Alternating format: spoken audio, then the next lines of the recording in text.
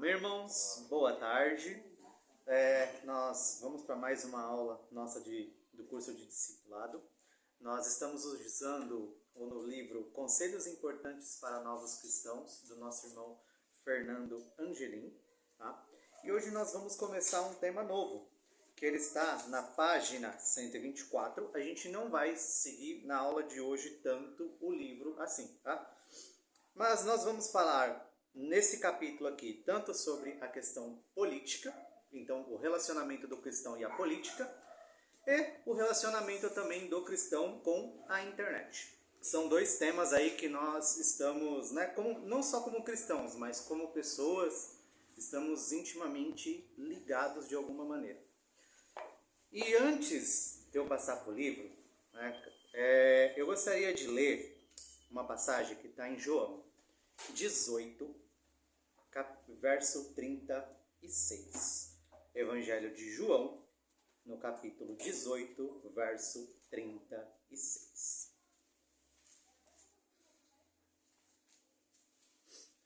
Aqui Jesus está perante Pilatos. Pilatos recebeu ali Jesus e a acusação que fizeram é que ele estava se passando pelo rei dos judeus. Foi o que os judeus falaram. Entregou então ali Jesus para essa autoridade romana. E é bem interessante porque olha o que Jesus fala aqui no verso 36 do capítulo 18 do Evangelho de João. Respondeu Jesus: o meu reino não é deste mundo. Se o meu reino fosse deste mundo, pelejariam os meus servos, para que eu não fosse entregue aos judeus. Agora, o meu reino não é daqui. Então nessa aula, nós vamos verificar que assim, todo cristão ele tem que ter um posicionamento político. Isso é fato. Ele tem que saber escolher os políticos que mais ali, vamos dizer assim, tem pontos em comum com o cristianismo ou valores do cristianismo, tá? E ele também pode se posicionar. Porém, o que nós cristãos erramos muito é que a gente, às vezes, confunde uma preferência política com uma esperança política. Porque o reino de Deus, ele vai ser estabelecido por Jesus. Até lá, infelizmente, nós vamos ter muitas autoridades ímpias. Autoridades que não são Jesus, assim, de nenhuma maneira, e elas vão errar, elas vão fazer coisas que não devem, e quando nós, cristãos, colocamos o nosso coração de uma maneira cega, só nesses referenciais humanos, nós vamos ver aqui que tanto os judeus como a igreja errou bem feio. A gente sempre fala, por exemplo, da questão da esquerda. A esquerda, ela foi talvez a precursora a colocar líderes e idolatrar esses líderes como verdadeiros messias, como verdadeiros, vamos dizer assim, salvadores, do mundo que oprime, do mundo que age com injustiça. Logo em seguida, a gente vê também a direita brasileira fazendo muito disso, colocando as nossas expectativas, às vezes, num homem que é falho e usando versículos bíblicos, usando passagens messiânicas ali referindo aquela pessoa. Então assim, nós também erramos. Nós como igreja erramos também. Então a gente fala que a igreja, que a esquerda erra, e a esquerda erra, pegando esses falsos, essas falsas pessoas e idolatrando. Assim como infelizmente a igreja também. Mas como que isso começou, se a gente for dar uma olhada, É muito difícil a gente ver o ponto que começou. Mas eu queria que os irmãos abrissem no livro do profeta Isaías, tá? No capítulo 9. A gente vai ler algumas referências, mas qual que é o fato que eu queria destacar? Israel, ele teve uma divisão, o reino do norte e o reino do sul. Nós temos o reino de Judá sendo conquistado ali pelos babilônios. E desde então, nós vimos essa questão do reino de Israel tendo essa ânsia novamente dele ser restabelecido. Porque você imagina assim, Você está numa nação, mas você não tem um governo próprio. Você tem um governo sempre atrelado a outro país ou a outra nação com outros costumes. Então você vê essa luta, né, tanto ali ideológica, como também foram períodos de lutas armadas, onde o povo pegou, né, ali armas e realmente teve que se rebelar de alguma forma. Então o povo de Israel, eles ansiavam o restabelecimento de um reino. E aí, olha só o que Isaías 9, 6 ao 7 fala. Porque um menino nos nasceu, um filho se nos deu.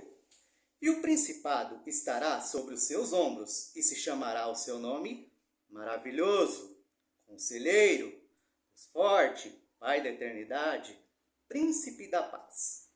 Do aumento deste principado da paz não haverá fim, sobre o trono de Davi e no seu reino, para o firmar e o fortificar com juízo e justiça, desde agora e para sempre. O zelo do Senhor dos Exércitos fará isso. Vamos correr 2 páginas à frente no capítulo 11. Vou tomar uma aguinha.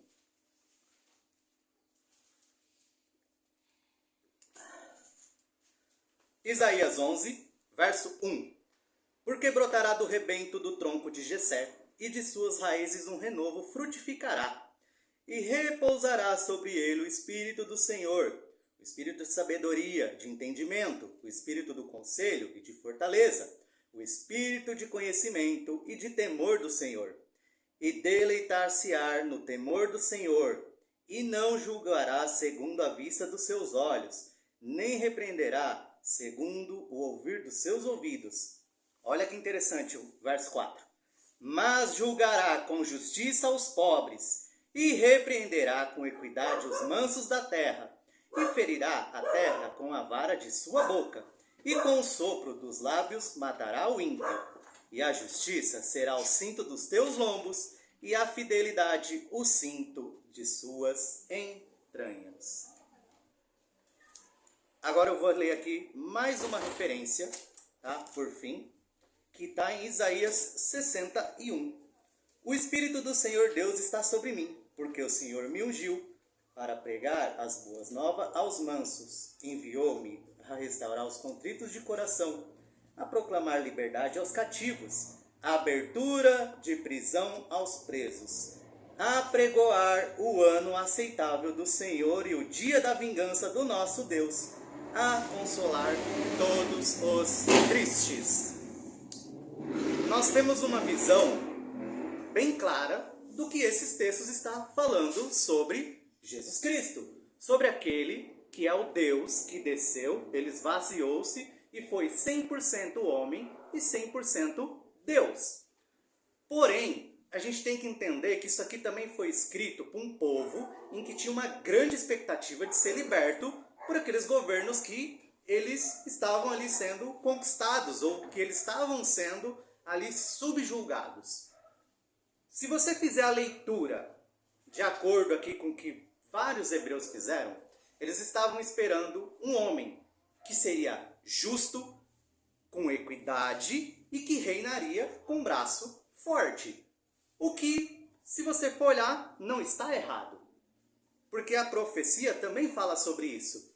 Só que é interessante porque eles só viram nesse lado. Eles achavam que todo o problema de Israel e todo o problema deles, ali se fechava essa questão política, essa questão territorial, essa questão de que existia uma necessidade de um Salvador livrá-los daqueles governos ímpios. E é bem interessante porque existe ali um período em que às vezes a gente não conhece muito bem, mas eles anseiam por um libertador político e militar, um rei terreno que vai reinar. E entre o Antigo Testamento e o Novo Testamento, que a gente fala ali o período do silêncio, foi um período de muitas guerras. Tá? Você tinha um Império Romano ali se formando. Você teve, por exemplo, alguns eventos que foram muito importantes, como a profanação do templo. E isso, assim, para os judeus, foi uma coisa muito complicada, muito ruim, porque realmente pegava algo que era um símbolo muito grande para um judeu, que era o templo, e fazia ali algo que era extremamente nojento. Então você teve esse período marcado por guerras e revoltas. Guerras e revoltas que inclusive, né, acabou ali muitas pessoas perdendo a vida por causa disso. E é bem interessante porque Jesus, ele chega. Jesus, ele é o rei da glória, ele é o rei que é prometido. Todas essas promessas aqui de Isaías está falando sobre Jesus. Porém, existia uma dificuldade muito grande deles aceitarem isso. E nesse período, esse povo judeu remanescente, eles começaram a ter umas certas divisões.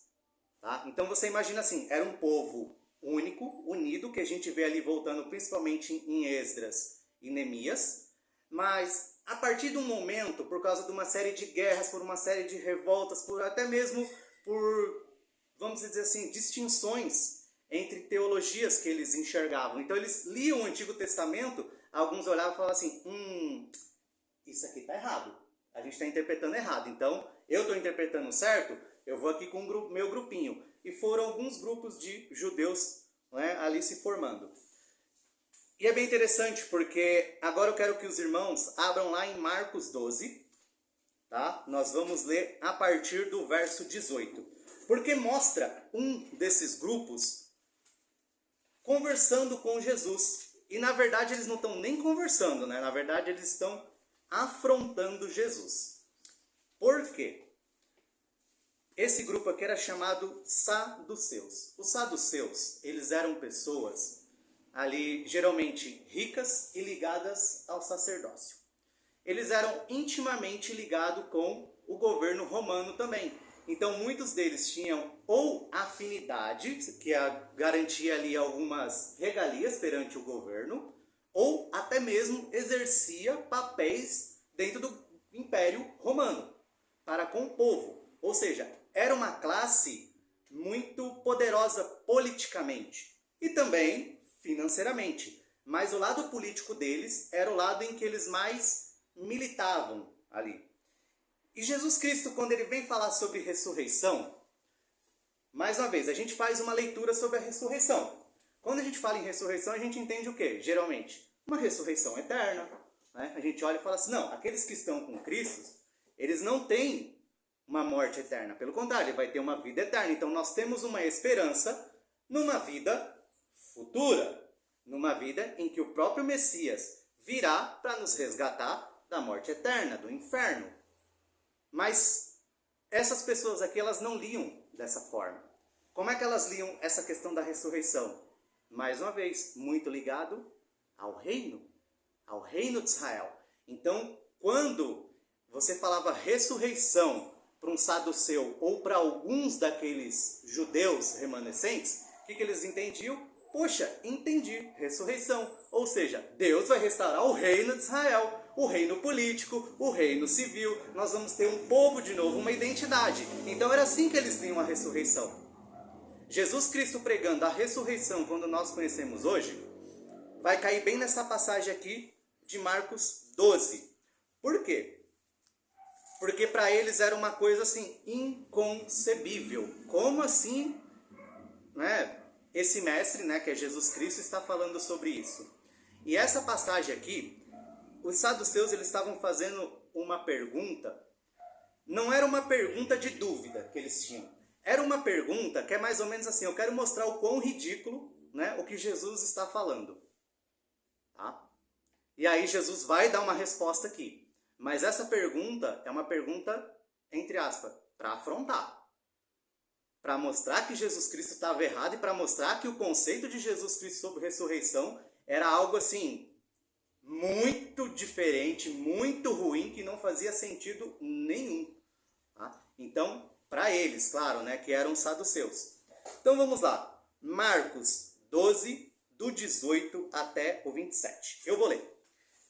Então os saduceus, que dizem que não há ressurreição, aproximaram-se dele e perguntaram-lhe dizendo, então aqui o versículo já está dizendo, ó, eles não criam na ressurreição pregada por Jesus Cristo. Mestre, Moisés nos escreveu que se morresse o irmão de alguém e deixasse a mulher que não deixasse filhos, o seu irmão tomasse a mulher dele e suscitasse descendência do seu irmão. Tá? Isso aqui realmente está na lei de Moisés. Então aqui é bem interessante, porque é uma estratégia muito parecida com o que Satanás utiliza, né? Desde lá do Éden.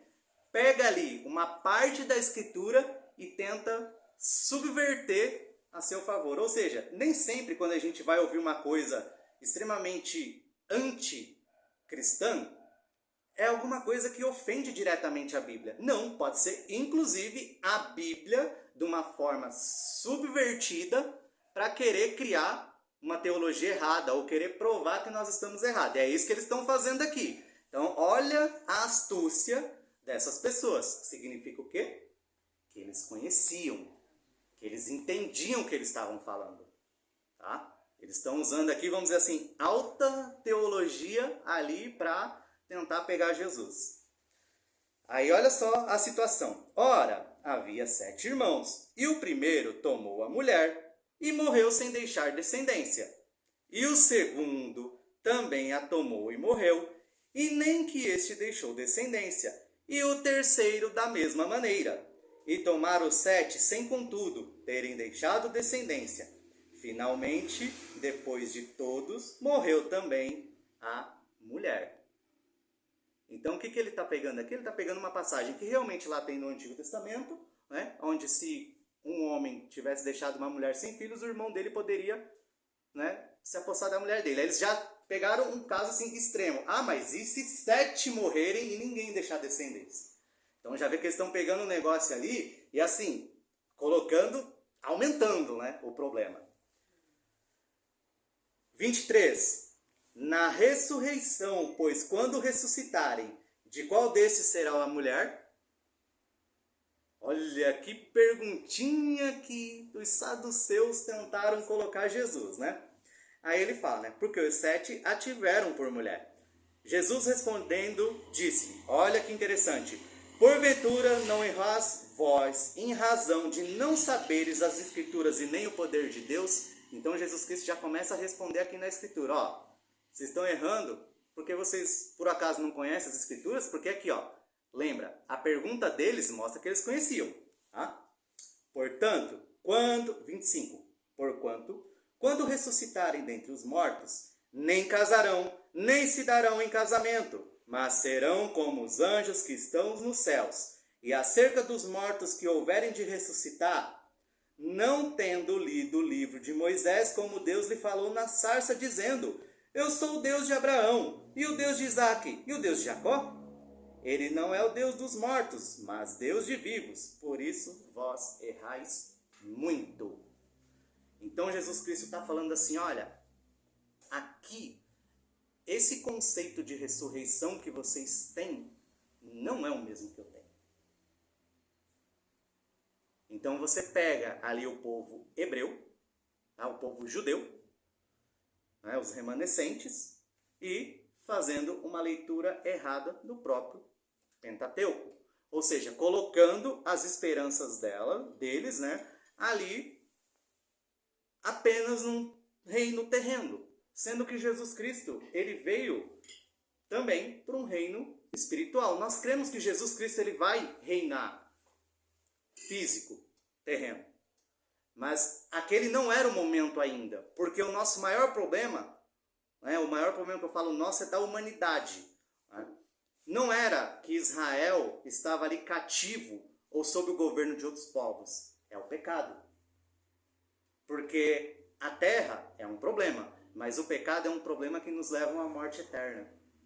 E eles não entenderam isso. Pelo contrário, eles olharam e colocaram tantas perspectivas num governo político que eles foram cegados para as verdades que Jesus Cristo pregou durante o ministério dele. Toda aquela doutrina que Jesus Cristo ensinava, eles olhavam e, pelo contrário, eles subvertiam. Porque eles estavam com um coração tão apegado a uma figura humana que seria esse salvador deles, que eles esqueceram que, por exemplo, o pecado, né, e tudo aquilo que eles faziam, na verdade, era o que Jesus estava cumprindo, de purificar né, eles no pecado. Então, eles não conseguiam ter essa visão. E é bem interessante, porque aí você fala assim, mas, né, ok, né, eles erraram, mas e a igreja, hein? Como é que a igreja se portou, né? E a igreja, será que cometeu esses mesmos erros na questão política? Irmãos, infelizmente, sim, tá? Agora a gente vai dar um salto em aproximadamente 64 depois de Cristo. Quero falar aqui primeiro, mais uma vez, quando você lê o livro de Atos, você vê a instituição da igreja, você vê a igreja crescendo, você vê pessoas sendo enviadas, você vê o ministério, né, ali sendo muito abençoado por Deus, mas também foi um período de muita perseguição aos cristãos. Tá? Então, logo no primeiro século, nós tivemos a queima do templo, vários cristãos foram mortos, tá? E aí, não necessariamente por ser cristão, mas eles eram considerados ali por cultos pagões, por feitiçaria, por ser cristãos também, por ser contra o governo, né, romano, o Império Romano. Então, nós tivemos várias acusações contra os cristãos que levaram à morte deles.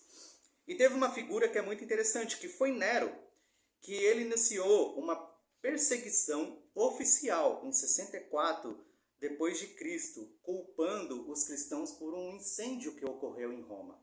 Então, ele mesmo ateou fogo em Roma, culpou os cristãos, e aí os cristãos começaram a ser duramente perseguidos. E foi bem interessante, porque essas perseguições, elas tiveram períodos intermitentes, porque Nero depois, né, a história conta que ele se suicida, né, aí tem ali enfim, existe ali algumas versões, mas, enfim, Nero morre, e aí você tem períodos de calmaria e períodos de mais forte perseguição. E aí você pensa assim, poxa, cristão sendo perseguido, que bom que, né, seria se alguém ali, algum governante, olhasse para os cristãos. Então, ainda no século IV, né, ali entre 272 até 337 depois de Cristo, nós temos um imperador muito importante chamado Constantino. Constantino, ele assim, praticamente, ele acaba com essas perseguições, tá? E aí, ele pega e legaliza o cristianismo como religião oficial do império. Então você olha, que legal, poxa, olha só o que esse homem fez. Mas, como eu falei, quando nós colocamos o nosso coração apenas em uma figura humana, a gente pode cometer alguns erros.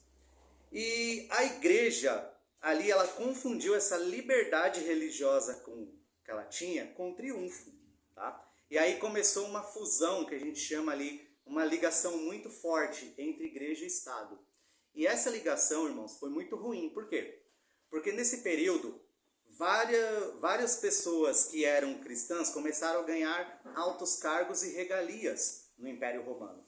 Isso fez com que a igreja fosse um atrativo. Imagina, se eu quero ganhar dinheiro, se eu quero ser uma pessoa importante, para onde eu vou? Para onde as pessoas estão indo e estão conseguindo aquilo. Então, muita gente foi para a igreja, tá? Ali a seu próprio benefício, e a igreja ela cresceu. Então, a igreja deu um boom.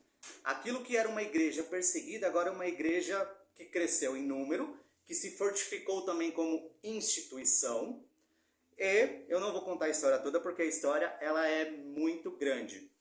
Mas o que aconteceu, irmão? Dessa igreja, tá? Ali, principalmente de Constantino, começou-se a perverter bastante. E uma das igrejas, por exemplo, que acabou pervertendo bastante foi bem nessa época, que é o início da igreja católica, tá? Como nós conhecemos hoje do catolicismo romano, e nós também temos uma outra igreja que é a católica ortodoxa. Por quê? Porque esse império, ele divide-se em dois. Uma parte dele fica em Roma, tá? Que é na Itália, e a outra em Constantinopla, que hoje é a atual Turquia. Então, se vocês forem olhar, tá? Essa questão religiosa, ela pesou muito. Por quê? Porque alguns governos e impérios também, vendo, né, todas essas regalias, começaram esse falso cristianismo. Porque, vamos lá, irmãos, falso cristianismo é uma coisa também muito ruim para os cristãos. É só você lembrar que hoje, por exemplo, quando você fala que é cristão, muita gente olha e fala assim, esse cara é cristão, né? Nossa, não vou vender uma bala para ele, porque senão vou tomar prejuízo. Nossa, essa pessoa aí deve ser mau caráter. Por quê? Porque hoje, infelizmente, muitas pessoas eu vou colocar uma palavra assim, associaram ao cristianismo, sem ser cristão, começaram a pegar esse selo, esse rótulo, e assim, vive a vida deles fazendo, né, muitas coisas erradas e acabaram manchando aqueles que eram sérios. Assim como também essa igreja. Essa igreja ela começa a entrar um monte de heresia, começa a entrar culto a imagens, começa a entrar várias coisas. Por quê? Porque você tem um bando de gente que estava ali não por causa de Cristo, não por causa da mensagem do Evangelho, mas porque aquilo ali era benéfico politicamente e financeiramente também para ela. Então é bem interessante, porque dessa fusão entre igreja e Estado, a gente tem ali um período também muito ruim, tá, da igreja. Até que a gente chega na reforma protestante, né, que ali os pré-reformadores e os reformadores também, porque a gente vê ali na figura de Lutero, mas nós tivemos outras figuras também que viram que estava errado aquela igreja. E aí você tem um grupo que olhou e falou assim, não, a gente tem que consertar essa igreja. O outro grupo olhava e falava assim, não, a gente tem que desvencilhar, tipo assim, ó, isso aí não tem mais conserto, né? Vamos para outra porque já está muito contaminado. Então você teve, né, esse movimento de reforma. E aí vamos dar mais um salto na história. Por quê? Porque a igreja continua procurando um Messias, um Salvador humano. Tá? Parece que existe um padrão. Parece que existe um padrão, tá? Eu não estou afirmando aqui, porque a gente tem que analisar outros conceitos também. Mas quando você tem um forte período de perseguição, parece que assim, surge às vezes uma figura do nada, olhando e falando assim, opa, né? Não, né? Eu sou heróico aqui, né? Não, vamos fazer alguma coisa. E é nessa figura que a gente costuma errar. Tá? Napoleão Bonaparte. 1769 a 1821 surgiu após a Revolução Francesa, período em que a Igreja Católica sofreu perseguições e perdeu o poder. Aí olha só que interessante. Napoleão Bonaparte se proclamou imperador em 1804, coroando-se a si mesmo em vez de permitir o Papa coroasse, um gesto simbólico de independência e desafio à autoridade espiritual. E aí, olha só, ele buscava construir um império universal sob a sua liderança, algo que muitos viram em paralelo à ambição do anticristo em Daniel e Apocalipse. Então, o que aconteceu, irmãos? Napoleão Bonaparte ele é considerado um dos homens mais terríveis da humanidade. Tá? E um dos traços dele era o egoísmo e realmente isso dele se sentir um verdadeiro Deus. Ele foi um homem que conquistou muito ali na Europa. Ele foi assim um líder militar que teve muitas vitórias. Em compensação, essas vitórias dele veio debaixo de muito derramamento de sangue inocente. E também, assim, ele sabia que ele estava causando mal, inclusive às próprias tropas francesas, e mesmo assim ele fazia. Por quê? Ele se colocava ali diante, né, vamos dizer assim, ele se colocava ali diante e falava assim, não, eu sou ali a autoridade. Ele queria mesmo esse governo ali universal para ele. Ele queria pegar toda a terra e estar debaixo do seu governo. Ou seja, ele era muito egocêntrico. Ele não pensava em nada. E olha só que interessante. Em 1801, tem um acordo chamado Concordata, que o primeiro cônsul, que era Napoleão Bonaparte, e o Papa Pio VII, ele restaurou essa ligação entre a Igreja Francesa e o Império também. Porque a Revolução Francesa, né, depois vocês forem estudar, foi algo que colocou muito em xeque essa questão da fé, atacou muito a fé. Então, assim, a religião, né, o cristianismo caiu muito nesse sentido, tá, por causa desses ataques aí. Porém, a gente tem esse homem, de novo, né? Perseguição, alguém que, opa, vamos lá, né? Vamos lá, agora a gente vai de novo colocar a igreja no lugar dela. E aí você fala assim, mas é a Igreja Católica. É só você perceber como hoje nós temos um padrão muito parecido.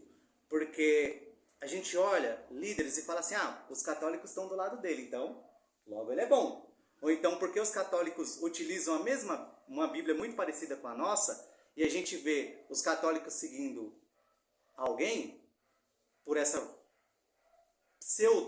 falsa proximidade, a gente olha e fala assim, então aquele indivíduo ali deve ser bom. Porque, vamos supor assim, a gente tem algumas diferenças com o catolicismo, e essas diferenças, elas são muito grandes, tá, para quem está me ouvindo, tanto que a gente não considera ele como irmãos, mas quando a gente fala em política, a gente gosta muito de se associar principalmente aos valores católicos.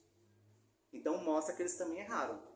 Eles apoiaram um homem extremamente sanguinário, extremamente sanguinolento e considerado uma das 50 piores, tá, pessoas da humanidade. Tá? Tem um ranking das piores pessoas da humanidade, ele está entre os 50.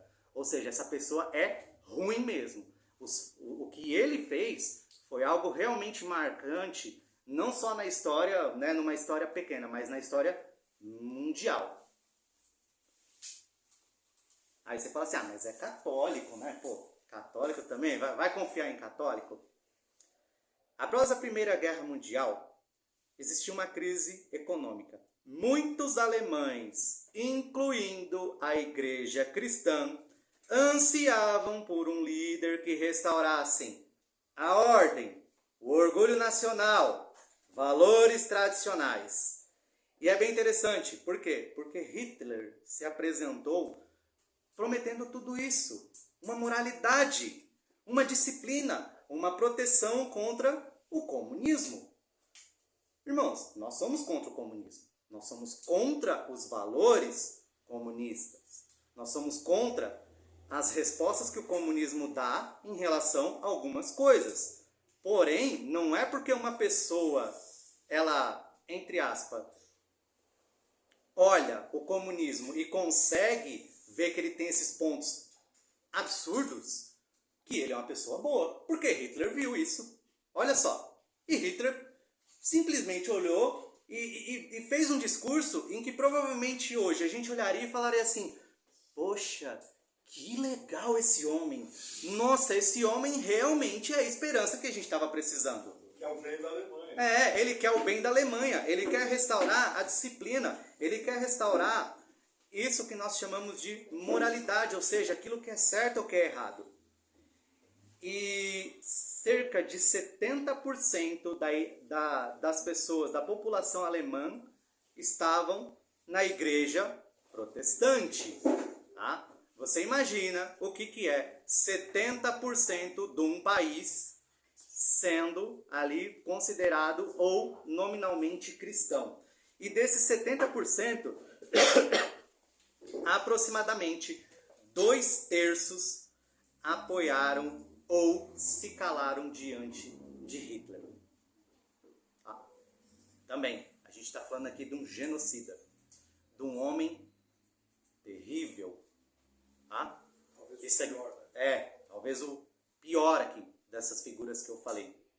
Gente, isso aqui é pouco tempo atrás, tá? Eu não estou falando nem de 100 anos. Igreja protestante, teologia boa, bons teólogos que surgiram. Isso aqui. Tá? Então, mais uma vez, quando nós colocamos o nosso coração apenas em homem, a gente vê, olha só quem a igreja apoiou. Tá? Hitler. Aí agora aqui, também eu tenho que fazer um adendo. Porque existe uma declaração chamada Declaração de Culpa de Stuttgart, que é aquela cidade da Alemanha. Aqui a igreja luterana, tá, que era uma igreja muito predominante ali na Alemanha e provavelmente era a maior que existia ali no lugar, eles pedem perdão, tá, por isso que aconteceu. Então assim, eles reconheceram que eles erraram. Eles oraram e falaram assim, a gente reconhece que a gente errou. Principalmente quando a gente fala em relação ao povo de Israel. Tá? A palavra antissemita significa, é uma doutrina contra o povo de Israel. E os alemães, eles propagaram isso durante muito tempo. Tá? Então, primeiro, eles desumanizaram, eles fizeram ali propaganda tirando sarro, né? Faziam caricaturas dos judeus ali que estavam dentro de Israel. Então, assim, você vê todo um, vamos dizer assim, um complô, né? Ainda mais que eles olhavam e falavam assim, poxa, foi esse povo que matou Jesus. Então, eles davam essa culpa, né, ao povo de Israel. E com isso, irmãos, a gente vê que a igreja protestante, a igreja que, entre aspas, tem uma teologia boa, ela também pode errar. E ela também errou. Mais uma vez, quando o nosso coração ele está só ligado a um líder político e a gente não passa a ver as escrituras, a gente coloca o nosso pecado à frente e a gente vai apoiar as piores pessoas desse mundo. E por que eu estou falando isso, irmãos? Porque a gente tem que tomar cuidado com uma coisa. E eu quero que os irmãos agora abram em 2 Tessalonicenses 2, nós vamos ler do 3 ao 4. Por quê? Posso fazer uma parte? Pode. É uma coisa importante lembrar, foram os protestantes na Alemanha que apoiaram Hitler e os católicos na Itália apoiaram Mussolini. Sim. E na Espanha, o general Franco também foi apoiado pela Igreja Católica Espanhola. E em Portugal, o ditador Eliseu Salazar ficou até meados dos anos 70 apoiado pela Igreja Católica. Então, assim, a coisa se estendeu pós-guerra. No Brasil, o próprio Getúlio Vargas era simpatizante com essa turma. Pelo Getúlio Vargas, ele teria apoiado as potências do eixo.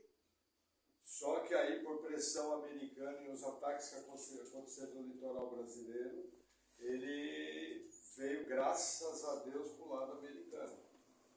Que, sabe, entre os males, o menor.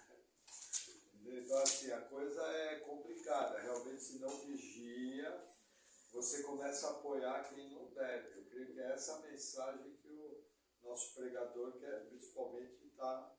E com esse texto que ele vai ler agora, a gente vai coroar a mensagem. 2 Tessalonicenses 2, 3, 4. 2 Tessalonicenses, capítulo 2, nós vamos ler os versos 3 e 4. Ninguém de maneira alguma vos engane, porque não será assim, antes que venha a apostasia e se manifeste o homem do pecado, o filho da perdição, o qual se opõe e se levanta contra tudo que se chama Deus, ou se adora. Olha só essa parte aqui do versículo. De sorte que se assentará como Deus, no templo de Deus, querendo parecer Deus. Apocalipse 13, eu vou ler do 1 ao 8. E eu me pus sobre a areia do mar, e vi subir do mar uma besta que tinha 7 cabeças e 10 chifres, e sobre os seus chifres 10 diademas, e sobre as suas cabeças um nome de blasfêmia.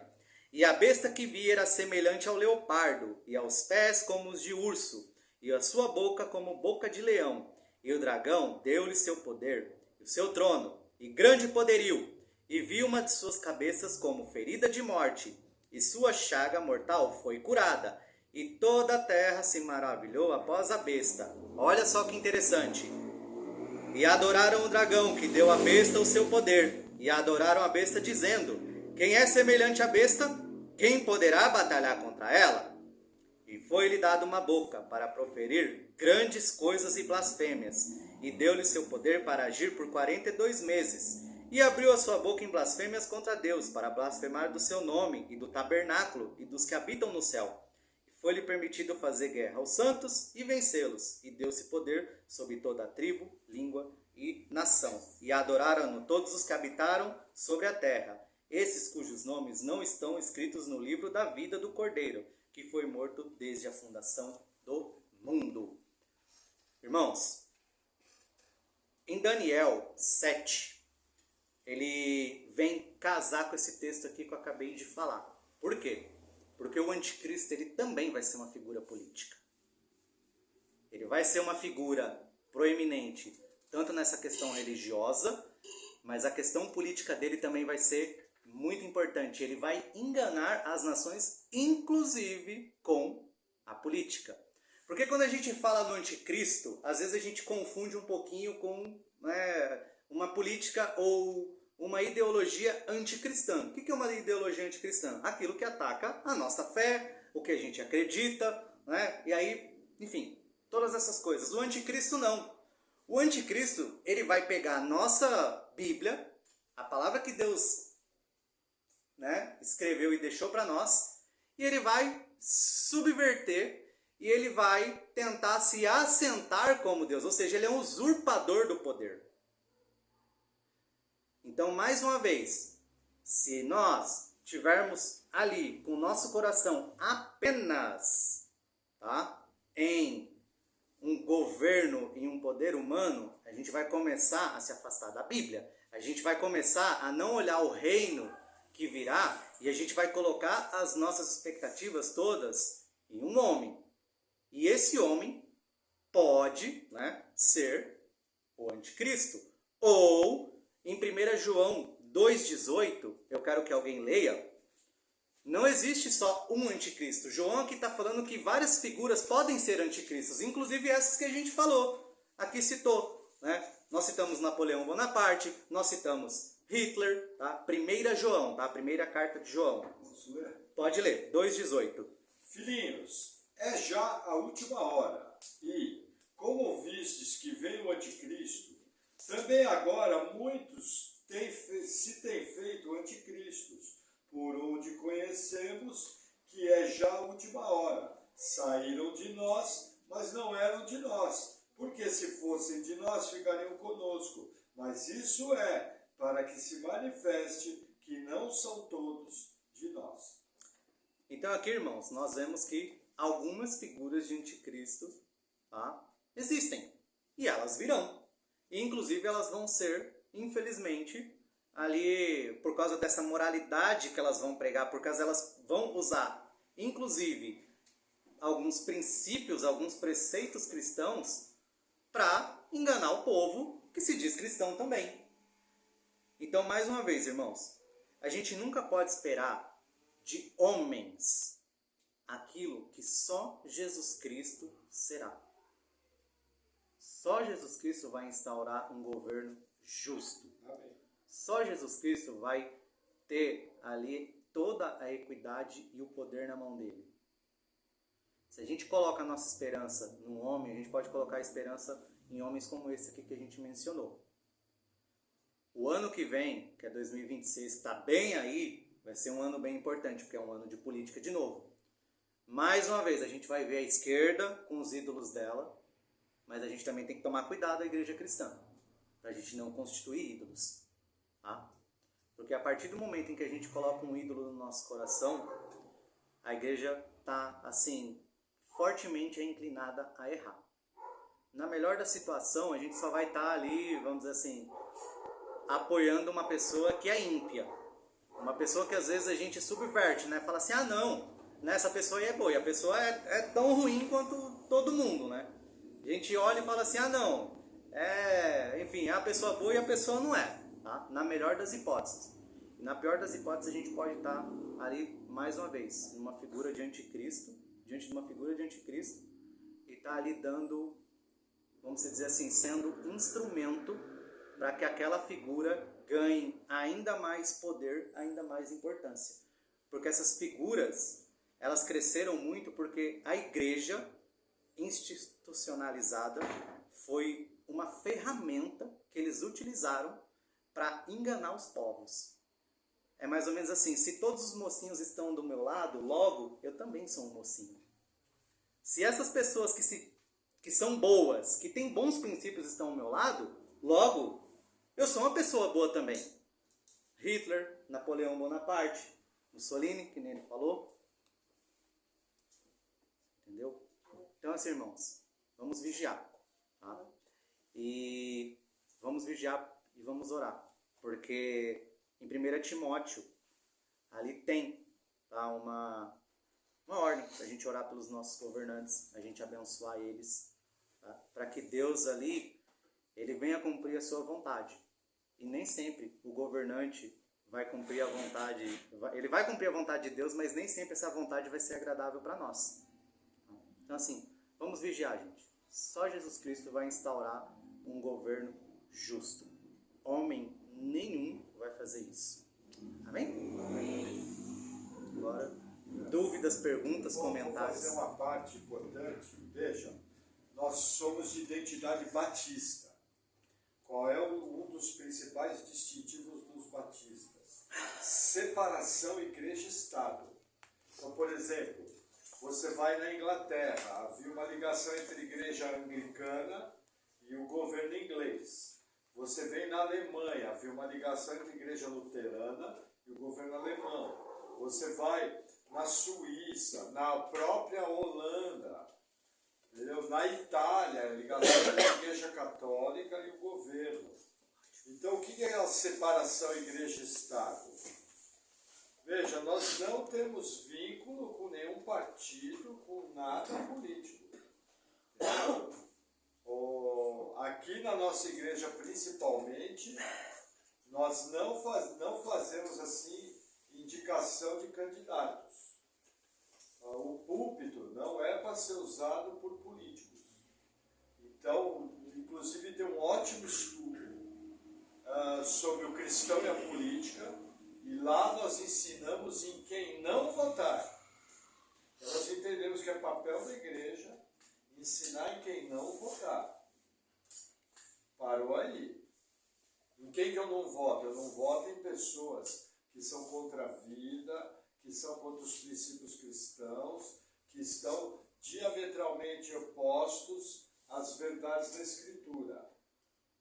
A partir daí, a escolha é pessoal.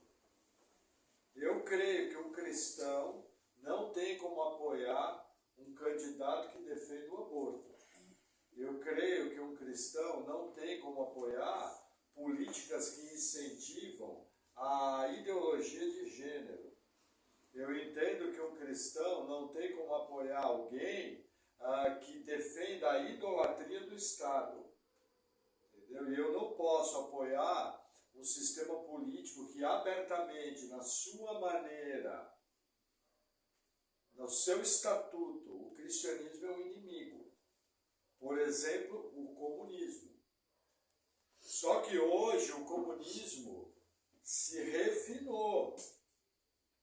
Já não é mais aquele comunismo carreirista, leninista. Por exemplo, existe um comunista no Brasil que dá gosto de ouvir ele falar, porque ele nem parece comunista. Por exemplo, o nosso ex-ministro da Justiça, o Aldo Rebelo.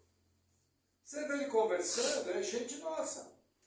Ele defende tudo que coisas boas. Agora, o que ele chama de se auto-intitula comunista? Na divisão da renda, em salários mais justos, uma política de terra correta. Veja, ele se auto-intitula comunista, não tem problema nenhum. Por quê? Porque, embora ele tenha um rótulo, o que ele está falando aponta para outra. Agora, tem muita gente que não tem o rótulo comunista, e a prática que ela defende é extremamente contrária aos valores cristãos. Entendeu? Inclusive tem igrejas, por exemplo, esse rapaz foi assassinado nos Estados Unidos, esqueci o nome dele agora, o Kirk. Pô, teve um famoso pastor aí dizendo que ele era uma arma na mão do inimigo. E esse rapaz, ele era um rapaz que dava oportunidade dos outros falar, ele era respeitoso com quem pensava diferente, ele sabia debater com os opostos, ele não feria a dignidade de ninguém. Inclusive teve inimigo de debate dele que chorou a morte dele, falou, esse cara é ponta firme. Entendeu? Lembrando que sempre a nossa discussão é no campo das ideias, a questão nossa é não interferir com a igreja. Como é que eu posso apoiar um sistema que quer subverter a igreja? Agora, eu não posso esquecer que esse sistema nem sempre vai se apresentar como de esquerda. Ele pode ser um sistema do engano. E para subverter a igreja, veja, ele citou Constantino. O que aconteceu com Constantino foi que a coisa foi infiltrando por baixo. E quando foi ver, estava tudo contaminado. Entendeu? Então, assim, tem que ser cauteloso, tem que ter bom senso. Tem que manter o princípio bíblico independente de nomes. Nomes são escolhas pessoais. Quando chegar a época da política, vocês vão ver, eu vou mandar meme, eu vou mandar fitinha. Eu faço campanha política. Eu acho que é responsabilidade fazer. Mas eu, Maurício, não eu, pastor. Aqui na igreja, nós ensinamos em quem não votar. O resto é do campo pessoal. E jamais vamos abrir o púlpito para qualquer manifestação. Pode aparecer aqui o Ratinho Júnior, o Bolsonaro.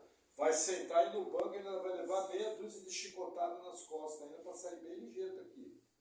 Entendeu? Então, assim, é um papel, eu acho que esse é um dos principais atrativos batistas. E nós temos que zelar por isso, separação total, igreja e Estado, o que não quer dizer que nós não somos políticos. Uma coisa é do campo da cidadania, outra coisa é do campo da teologia. A teologia ensina quem não votar. A cidadania exige que você tenha uma posição política correta. E como cristão, que feche com a Escritura. Luísa quer falar alguma coisa? Já falei? Não? Perdi o time. Cortando. Bem? Então sempre lembrem disso, tá? E cuidado com o tal do marxismo cultural. As crianças estão sendo bem bombardeadas. É nosso papel tentar trazer a coisa um pouco para o centro. Entendeu? Também creio que não existe problema de cristãos exercerem cargos políticos. Porém, a minha opinião pessoal minha. Eu sou pastor. Eu vou para a política. Eu tenho que me licenciar do pastorado. Porque, na minha opinião, minha maneira de ver a Bíblia, a política é chamado. Como foi com José, como foi com Daniel, como foi com Sadraque, Mesaque e Abidnego. Então eu parto dessa seguinte premissa. Se um dia eu, por exemplo, entender que Deus está me chamando para a política, primeira atitude minha, eu vou me licenciar do pastorado. E vou para o meu outro chamado em Deus, que é a política. Entende essa forma de ver? Existem irmãos queridos que não pensam assim, acham que não tem nenhum problema. Aí é pessoal de cada um. Mas eu aprendi dessa forma e eu entendo que da mesma forma que o pastorado é um chamado, o cargo político também é um chamado, principalmente cargos no executivo, no legislativo. Entendeu? Agora, por exemplo, eu conheço juízes que são juízes e conseguem exercer o pastorado, mas a própria função é diferente. Os próprios desdobramentos do trabalho do judiciário é diferente.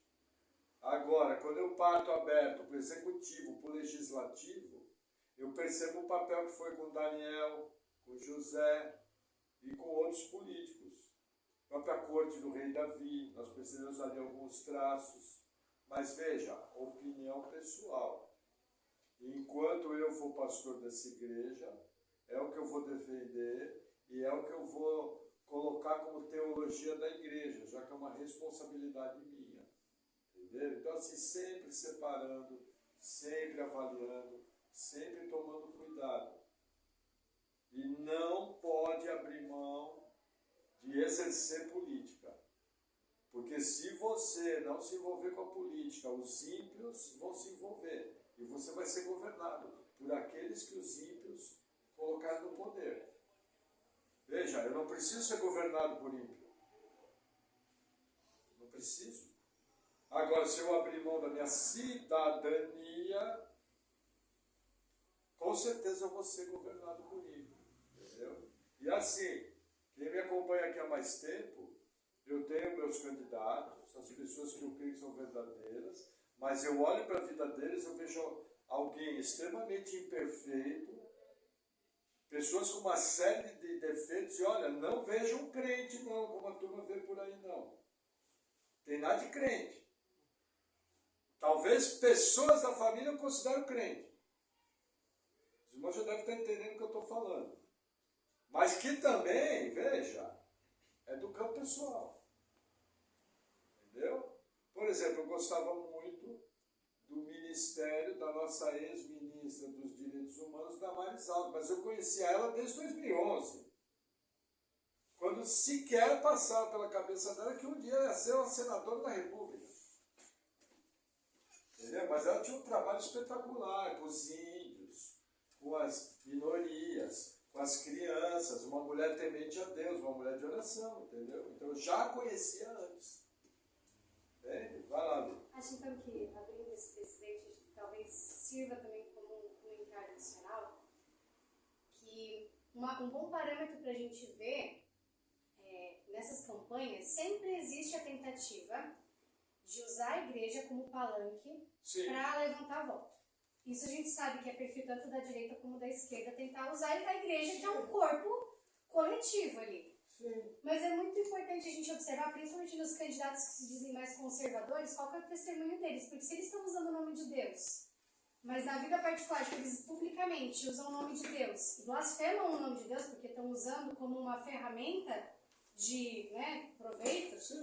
é sempre bom observar qual que é o testemunho da vida particular. Porque você vai ver o candidato, ele tá lá no púlpito, daqui a pouco tá dando aguinha pra santo, tá participando de ritual, tá... E às vezes o testemunho da vida dele não condiz com o que ele está usando. Isso é manipular e usar o nome de Deus em vão, na verdade, pervertendo, né? Então, acho que o testemunho da pessoa, que tem uma candidata, inclusive que a gente pode até separar uma coisa da outra. É o caso da Ana Campanholo, que é uma candidata que se diz cristã e usa, inclusive, o palanque do evangélico. Mas, por exemplo, ela é casada com um católico. E ela casou na época que ela fazia propaganda como protestante, fazendo uso da...